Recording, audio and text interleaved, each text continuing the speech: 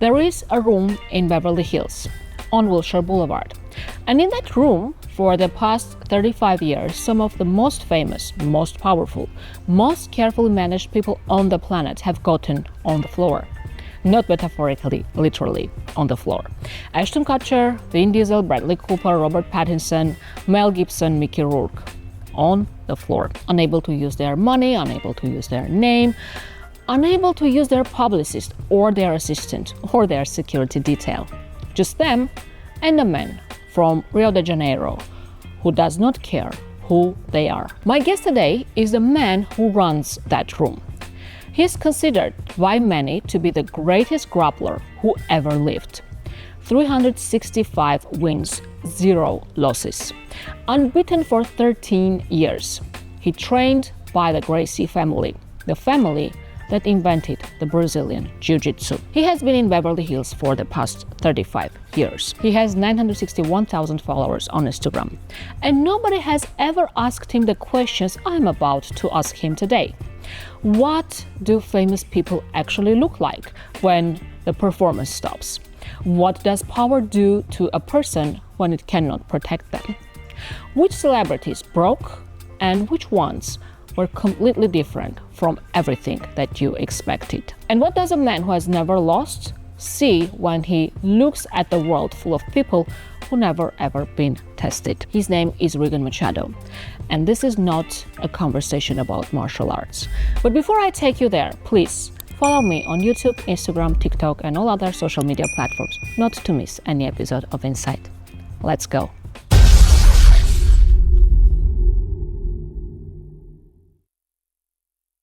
Thank you very much for agreeing for this interview, Rigan. My pleasure. Let me start with a quick question. You are training celebrities. Yes. Ashton Kutcher was your first celebrity, then followed many others like Bradley Cooper. I saw Paul Walker on your website and many, many others. Those are the people whose image is heavily controlled. Every word they say, every time they blink, it's controlled. But when they are on the mat with you training, nothing of that matters. The money cannot save them. Their publicist is not there to make things right. I want to know, who are those people when the cameras are off? What vulnerabilities do they have that we regular people, we don't see? Yeah, it's an excellent question. The bottom line, when you become a really good teacher, a good coach, the reason you're very good, because you follow a culture, philosophy, because I pay the dues. I dedicate my life to become the instructor. It's almost like the academy, the mats, my church, it's my temple. You know what I mean? Yeah, I'm the highest on the church. And basically, when somebody step in the church, step in the mats, everything have to be outside. I don't let the ego come inside. I don't let the fame come inside, because that affect my coaching to the student. I look at him as a simple human being, as a student, and I guide him with my knowledge and experience to coach him to get to the highest level he's looking for. Emotionally, confidence, knowledge, fitness. What happens if each student have different needs, and the celebrity is the same.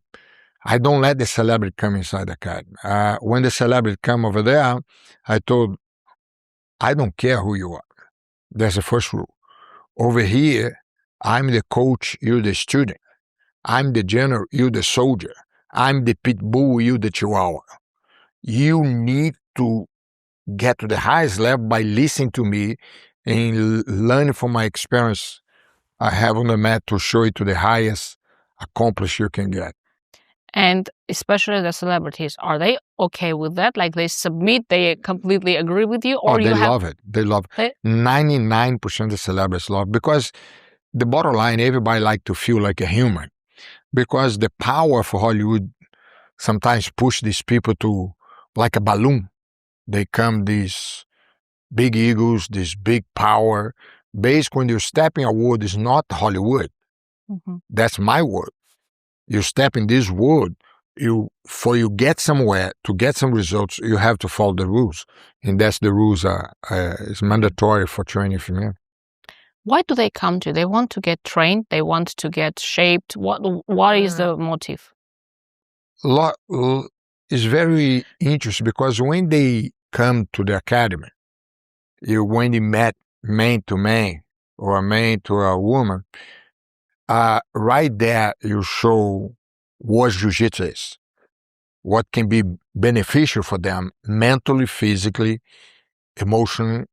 When they start get to know what it is, they fall in love. 90% of the people who come to do jiu-jitsu, they want to train forever.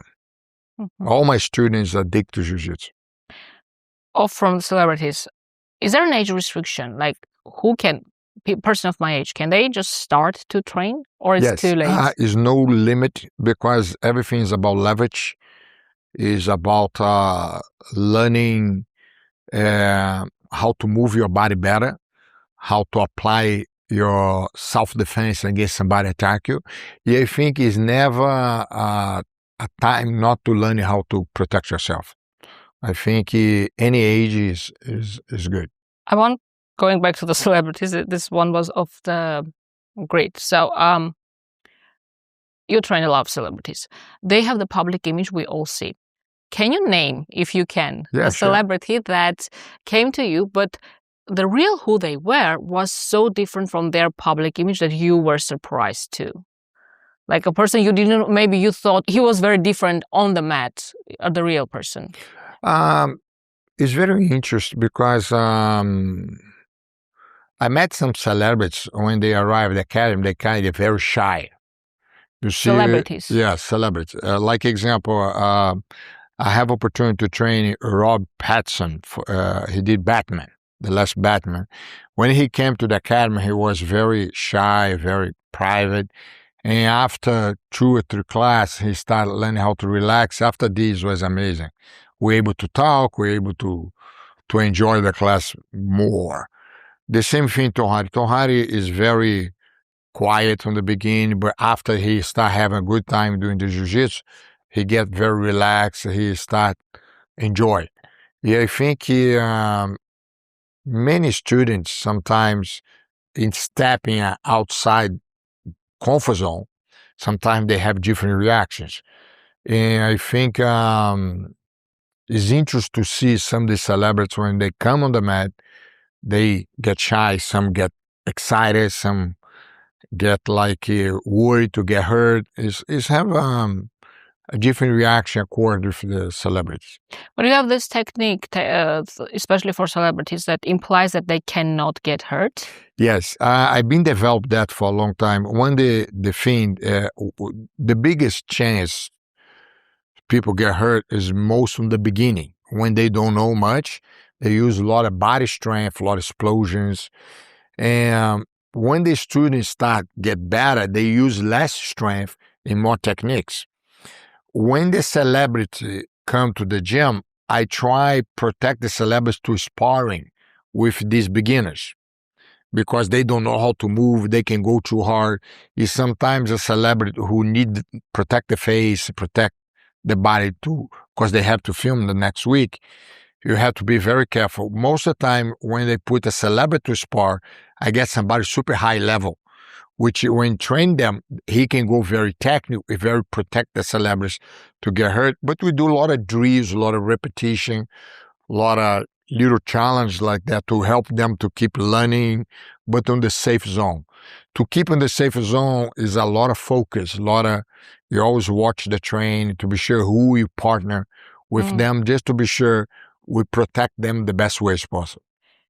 Do I understand it correctly that a celebrity that comes to your gym, they can work out and train with a regular person? Yes, most of the time the people who train the academy is 5-star people. Everybody's so nice. Everybody, it's like a family. You build this amazing family. It's like you treat people like, oh, that's my brother, that's my sister. When people come to the environment, you trust the environment, and the celebrities feel part of that family. Some celebrities like that. Some celebrities want to keep it private. I respect the choice. So they can either do private. Yeah. Most of the celebrities, the higher level, they call the celebrities A, they want a privacy because they like to protect the environment. In that case, how do you make sure that the ones that are training with no regular people like me and other people, how do you ensure the security? We spoke a little bit about this, but I want to more than 70% of the people I coach, I have to go to the house. To their house. I go to the house because they so busy. Sometimes the schedule is you do you train in we their... build a gym in the house for jiu-jitsu, and I go to the house to coach them. I have maybe 7 clients. I have to go to the house. And those who come to your gym, how do you ensure that they are not followed by fans and stuff? When you have too much hassle like that, I have to teach on the house. I can't bring to the academy. So we can't because it's a problem. I have celebrities over there who create a difficult function on the teaching because people want to take pictures, and when we get to that level, we have to find a different solution, which is to find an area who nobody can bug us to continue the train. So there's no chance that when I come to train in your... Now you're going to be I'm going to train with Ashton Kutcher. 5-star Kutcher. celebrity over there. You're going to be fine. Okay. I want to speak a little bit about psychology because, again, you are training a lot of A-list celebrities. They are those who almost always have control. And when they are with you, they don't have that control. So, like you said, I'm the pit bull and you're the chihuahua. Like that was a very funny parallel. So they are used to having control. And then there you are, depriving them of all their control. What does that do to their psychology? They are there all the time, and then you come and they are like no one. I think when you have the kind of experience I have, I've been doing that for so long, and I have opportunity to teach over 10,000 people in my life experience. I train over 60 world champions. From beginning to a level of become a world champion, you know what you're doing 100%. When the celebrities come to me, you push everything out. You look at him as a human, and you know how to train them. You know what he need to learn. You know how to build him up. When they get this kind of love for the progress, because it's almost like example, when you coach somebody, they start having results. They start move better. They start fighting better. Start build the confidence by what they're doing. They get addicted right away because it's very, very addictive sport. That's why it's the fastest growing martial arts in the world right now. So no problems with psychology. No, that's what I do. Basically, when you train somebody, is as a human, you learn the tools. The most important thing is they have to have a good time. The training can't be too powerful, too punishment. You know what I mean? It's not going to work. They like to be there. They want to come every day. They have this love. Now we start the training because the first thing is to get them to come.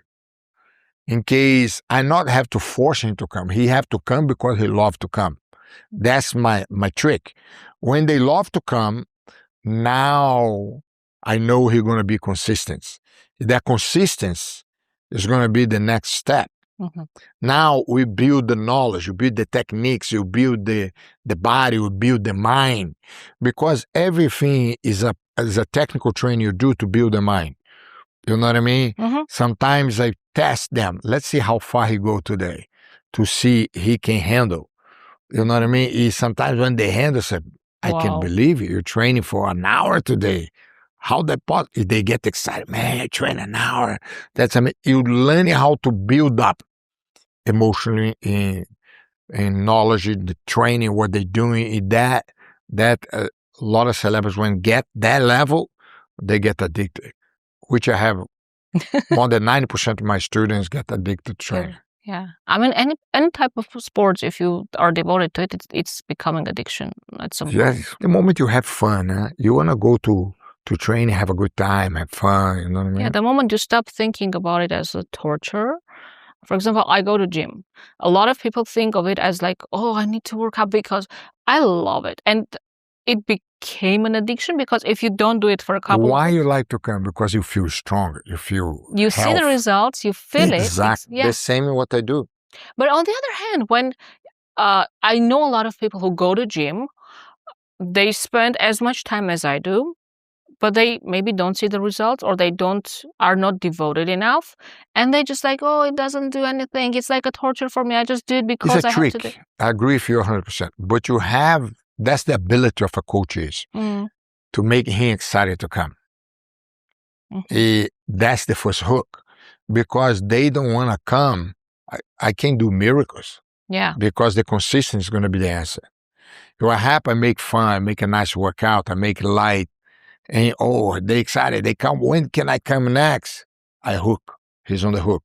Now the training beginning. Yes. And now I have to be careful to don't go above the line too much. I keep him below the line, the training, always let he don't overtrain it. But once a while, I test him to exercise there. Because the mind is everything. You exercise the will, they get excited. It's amazing because I have people who train for me who call me and say, hey, Rigan, I want to compete. One was a Tom Hardy. I said, Tom Hardy, you're the biggest star in the world and you want to go to a competition? I said, yes. And I said, my advice, you go as a Tom. Leave all the celebrities behind, just go over there and fight as a Tom. He won the competition. He did really good. Oh, God. I think that's what is a good example. You know what I mean? Like example, above everything, do what you love. You like compete, go for. Another good person who doing that is Mario Lopez. Another day he went to compete, a big competition, he won. He's so excited. For me, it's kind of nice to see celebrities wanna cross the line and compete, and which they don't have to because they are big celebrity, but they want to have the feeling what competition is. I have a question. I want you to be very, very honest with me. Brazilian Jiu-Jitsu has become a very popular thing for the past couple of years. It's all over the news. It's all over the media. And there are some opinions, let's say so, that it's because of these A-list celebrities that are so addicted to that. And it became a thing because of that. In real life, it's not that cool. It's not that good of thing. What would you say to those people who argue that it's a celebrity-imposed martial arts? Everything have to have a reason for it. The reason Jiu-Jitsu become the #1 sport in the world in martial arts, I tell why, is right now in Brazil come the second biggest sport behind soccer. It's millions of academy, millions of people training. In America come a huge sport, come like almost like 100 countries. The jiu-jitsu come very big, very powerful. And the way that have to have a reason. The reason because when you train jiu-jitsu, you do extension from your house to a new family. You feel like, oh, I have new brothers, new sisters. And the environment is very good health environment for your mind, for your body. And the results is fantastic. You get confidence to try to protect yourself and things like that. I think criticals, people who talk about sports like jiu-jitsu and stuff like that, they don't know what they're talking about because I recommend try first and get experience what jiu-jitsu is, and you can talk later. But example, everybody have opinion. I can go and say things and stuff like that. But the reason everybody become a big celebrity sport because reach to the big areas like Beverly Hills, the big neighborhood, Brentwood, Malibu, everywhere have jiu-jitsu academy. And celebrities start, okay, let me try. Because the UFC was created by the Gracie family, who is a jiu-jitsu people, and come a big sport and help to spread jiu-jitsu faster. I have a cousin named Royce Gracie, who was the one who won the first 3 UFCs doing jiu-jitsu. And he was the one who trained you, right? No, he's my cousin. Yeah. Yeah, he's same age. Okay. Yeah, my coach was the head of a organization called BJJF named Carlos Gracie Jr. Gracie, okay. And he's the one who coached you. I want to speak about competition. There are different martial arts, different types of. Is there a competition? Does it exist among you guys, like different martial arts? Competition is part of the human. So you compete? I compete. I was 8-time world champion in this sport. No, what I mean is among jiu-jitsu, other MMAs, other types of sports. I think today, because they influence the UFC, helped connect more the other martial arts. Because UFC is a mix of styles. You need to know ground fight, you need to know wrestling, you need to do boxing, kicks. What happen for you become a good mixed martial art fighter, you have to learn different arts, and that help to unite all the martial arts to get a real good MMA fighter. I think that's good for mix the styles. You were speaking about the willpower, the mentality, what's in the mind. I want to start from the very beginning, the moment when your first A-list celebrity walked in your room. What was going on then with you? What was happening? And what was the reason that you decided that, okay, this is the path I'm going to take? Training A-list celebrities for their movies, for their well-being. And if you answer this question, I will come to the next one about the willpower. Celebrity for me, I grew up loving Hollywood. I think that comes from my father. My father used to take me to see movies all the time. We always talking about the actors. We love action films, like everything. And basically, when you come to the United States and you have a chance to see the celebrity you grew up watching, you're like, oh my God.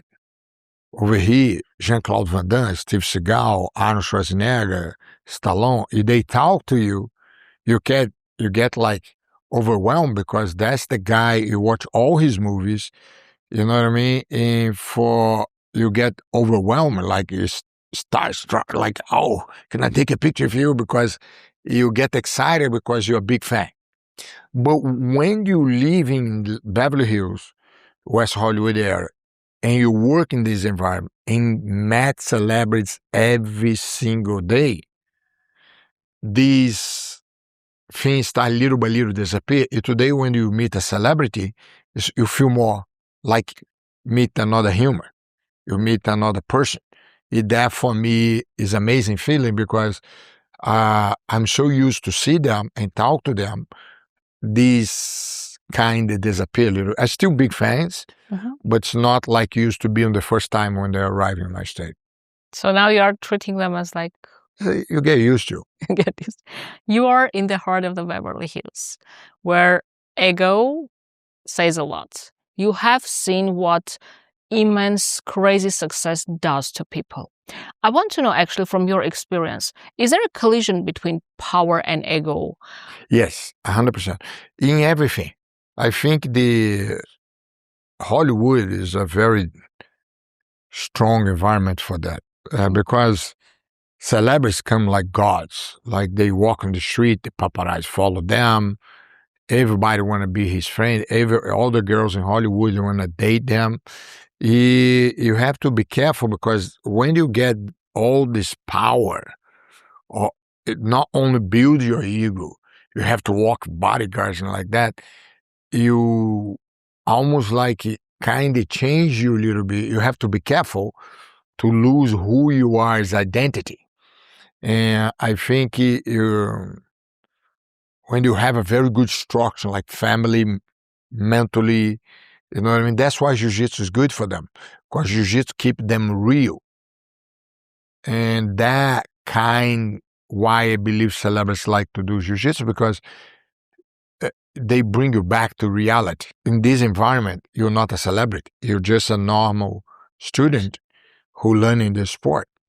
For you to be good in this, you have to go the same process everybody go. And it's kind of interesting to see, because I see celebrities in the beginning when they step in this environment, they kind of shut down. They get like, what am I doing here? But when they start relax and have a good time, they fall in love because it's good for them emotionally. You know? So would you say that the celebrities who practice jiu-jitsu are more to the ground in real life? Yes, 100%. Another question to you. In your opinion, does success make people more arrogant? Or does being arrogant make you more successful? I think every different person have a... I tell my experience. At an early age, I was a world-class athlete, super success. I won some of the biggest events in early age. I have experience with a coach who put me to training, a higher level training, and I got beat up by everybody. They helped me to come super, like humiliating and destroy me emotionally. And little by little, my coach came to me, the day you think you're that powerful, that's going to happen. And I started learning, okay, I'm going to be on the safe zone. What's mean the safe zone? I'll be humble for the rest of my life because I'm not going to let these powers control me. Doesn't matter how famous I am. I want to be humble. I want to be the same guy. I want to treat everybody the same way. I follow these rules because sometimes it can be overwhelming. I think celebrities don't have this family support, friend support, sports support. Sometimes they can be overwhelmed with the power of Hollywood. Celebrities don't have that support? Sometimes not. You have to be careful because there's so many people surround you and tell you what to do. You have managed agency, lawyers, family member, because you come a money machine. You come that powerful entertainment. But sometimes you don't have time for your own self to be relaxed, to enjoy your own things. An example, when all these people disappear, your identity get who I am. Where's my people? You know what I mean? I think it is very important to have a strong support, like family-wise, to protect you for being sure, hey, don't let yourself go too far. You are a super entertainment, powerful person, but that's who you are. I think these balances have to be protected when you're very young. You're growing up in this industry. You don't have this family support or this amazing support to protect you. It can affect you in the future. On the other hand, isn't it very hard to stay on the ground when you have this kind of crazy success? Everybody is around you, like you mentioned. You are surrounded with a lot of people all the time. It's very hard to stay on the ground and not to get away from the reality. I agree 100%. And this is what jiu-jitsu also helps, like with the mindset. Exactly. How do you do that? I want to know more. It's very normal. When a person comes to the academy, I have to explain to them how it's going to work. We sit down, have a clear conversation, say, hey, it's simple. We complicate things. But for you to step in this environment, I need to push everything out. Because I look at you, a big star. I'm a big fan. We're going to affect the training. Because I don't even know how to talk to you. But when they push these away, you're a normal student like everybody else.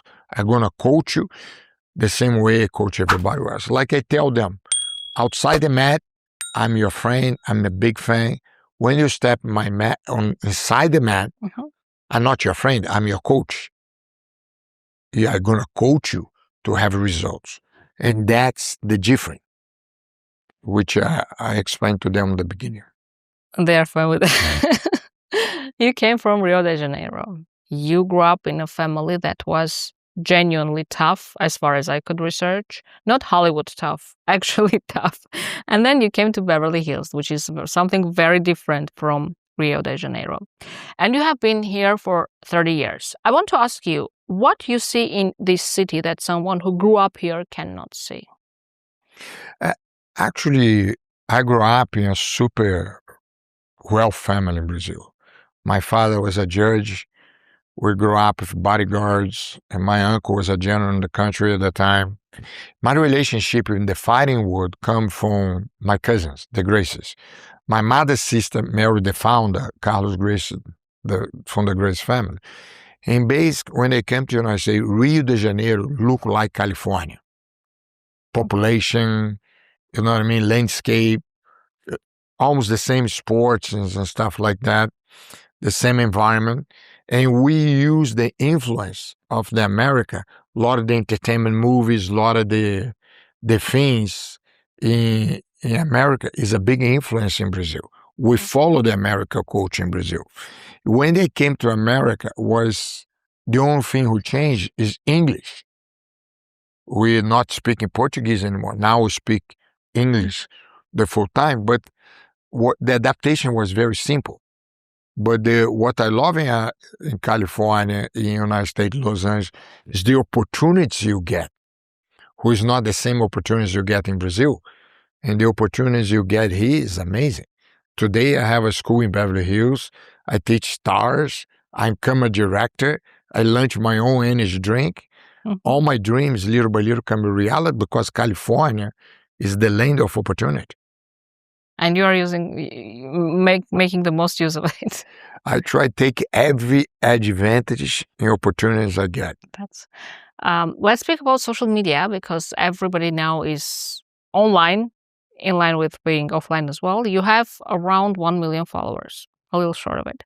You post constantly. You do a lot of AI content as I love it. I love AI. Yeah. I'm addicted to AI. You do training, you do footage, you do philosophy, everything. And I want to ask you something about that, because social media is the ultimate performance of strength. Everyone is curated, everyone is their best version, everyone is winning on the social media. We don't see the dark side of ourselves on the social media. You look at beautiful couples on social media, like, oh my God, they are so beautiful. My relationship is nothing compared to them, but you don't know what's going on inside. What do you think social media does to people in this era of those? Why I'm asking is because when you are training people, you give them no chance to be fake. And then we have social media where everything, it's a lot amazing. of things is social fake. media is crazy. What does it do to people? It's amazing because I met a girl one time. She's a simple girl. She is a normal look. But when you look at her social media, it's a completely different person. She uses filters. She make it look like she's a big actress. And the truth, she never been in any movie. But she always on the red carpet. She always nice cars and always like doing things. Like what happened when you look at her social media, it's a completely different person. You know what I mean? For me, it's overwhelming to see how the social media come almost like a business, emotionally, a business for get views. You know what I mean? It's come so powerful because this new generation of influencers, they make millions and millions of dollars and they come so powerful. The world change. I think social media is something very powerful. I still want to learn more about because change business. They come cheaper to even market your business in social media. Like before, you have to go through all this process. Today, it's come so simple through social media to do all that. But on the other hand, it has a dark side, right? Like you mentioned, the girl that was normal looking and then she appeared to be like a very successful actress or something. Yeah, but I think the moment she make her happy, I don't know. For me, social media is still a big mystery. Can be danger, can be good, something, it's a lot of predators, a lot of bad people. I'm a parent today, in case I become a parent. My goal is also to watch the social media for my kids to be sure that they are not doing anything. Protect them. You know what I mean? Because I don't know who is try to talk to them. I think it's something very dangerous, social media. Also. You know what I mean? I think the world is danger, and the social media can be danger too. Yeah. You have spent 30 years teaching some of the most traditionally masculine men that we see in the movies, that are like the men in their the real sense. Uh, how to be on the ground, how to be controlled, how to tap out, how to say in front of another person, I cannot do this, leave me alone. And I want to ask you what that has taught to you, especially about masculinity, because now in 2026 we have this conversation happening about what it means to be a man, whether masculinity is dying. I've had this conversation for so many times because I see the trend, like the masculinity is dying, the feminism and everything taking over, whether men are lost, whether strength means something different now when it did like maybe 30 years ago. From where you sit, having watched the most powerful men in Hollywood go through a specific experience of being physically humbled, what do you think genuine masculinity is? I come from a different environment. I grew up in a military family. I grew up in an environment of athletes. But the world changed. The world, I believe, have evolution. Who you have to learn how to adapt. I think men never gonna die. I think you still have the mentality of people who protect the family values, what's a man supposed to be, to protect the woman, this and that. But the new generation changed a lot because the woman's come powerful. And the balance, have to figure out what's the balance. Because we grow up, my father is the provider, my mother protect the kids, and have this agreement of what the woman's supposed to do, what the man is supposed to do. But I believe the evolution changed this a little bit. I think we're going to a phase of adapt this 50-50. I think I like the 50-50. I think I like a powerful woman because I think a powerful woman make a powerful man make a powerful woman. I think the balance and to learn how to adapt to this powerful new generation is amazing. I think sexuality is something very private. I don't care the preference of people. I think they do whatever they want. I just don't want to. I think I protect my masculinity. Mm-hmm. I'm a person who old-fashioned. That I grew up in this environment. I respect all the sexuality, but my environment is protected 100%. Yeah, and let's speak a little bit more about the tapping out in jiu-jitsu. In jiu-jitsu, that means that it says I have reached the limit of what I can do. It doesn't say that I give up. It just says that I have reached the limit, and it gives you the room to get out of the sparring or whatever it is unharmed. In real life, when you are tapping out, it is looking like you are giving up, you are not strong, you are weak, etc., etc. Which one does it get right? The real life or the mat? What is tapping out in real life? That's an amazing question. I'm going to tell you why. Growing up, the founder of Brazilian Jiu-Jitsu was Carlos Gracie. And Carlos Gracie used to guide us. The most powerful power we have, your will. Mm. This is the muscle you need to work out every day. Like discipline, focus, accomplishments. You start something, you have to finish. Whatever these rules you create to come the success performance, the success athlete, inside the mat, try to use the same tools outside the mat. Mm-hmm. Because this exercise is going to help you inside and outside. Like example, to come and learn techniques, you can learn YouTube. You go to YouTube. Here have techniques of jiu-jitsu, have millions of techniques you learn. But the advantage we have, we're going to make you a better father. I want to make you a better husband. I want to make you, you know what I mean, more healthy. I want your confidence. That's what the real coach is. How we can get another human being to come better themselves. And that's what we specialize. That's why we consider to be a teacher in Brazilian Jiu-Jitsu. You started with jiu-jitsu now you are directing movies. Yes. And you have your own energy drink. Yes.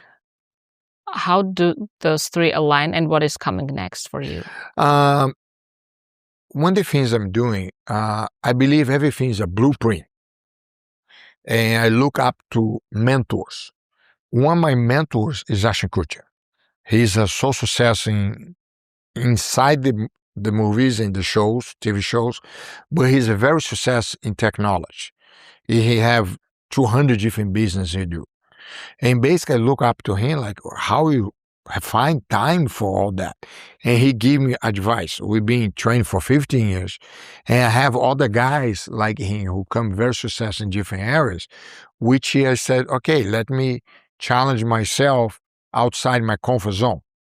And based because I have passion for films, I'm in the environment who know directors, writers, producers, people in studio, agents, management. I start trying learning from them. What can I do to do something different outside my comfort zone? First, I start learning, study, and get the experience to work in films behind the scenes, train fighters, to celebrities to look like fighters in the fight scenes and stunts and stuff. And little by little, I say, oh, let me get involved in production. I want to produce. I want to learn how to package together film, to understand, to speak Hollywood. And basically, I produce few films.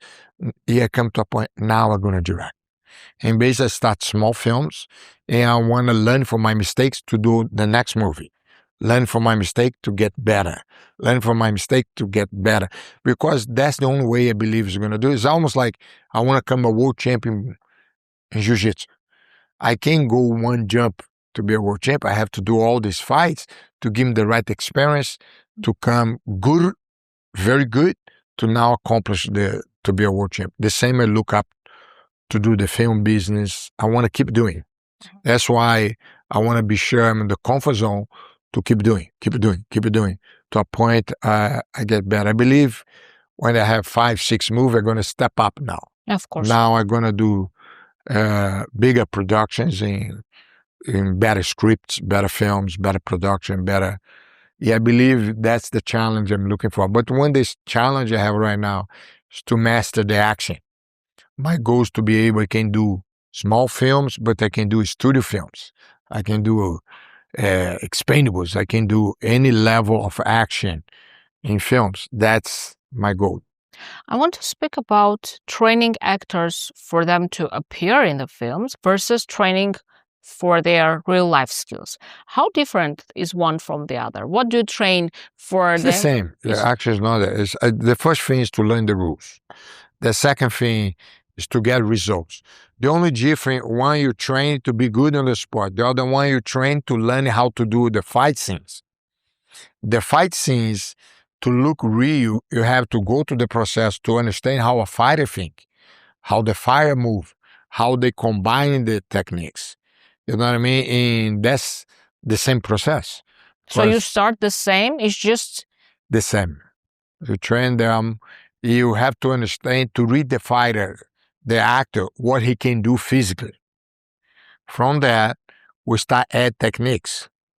Let's see who can learn 20 techniques and mix these techniques to look good on the fight scene.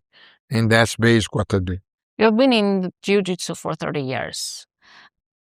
You have some glamorous examples, some very successful. successful. I've been doing jiu-jitsu for 55 years. From a very young age. Yeah, you have been here for 30 years. No, I've been here for actually 35 years. 35 years.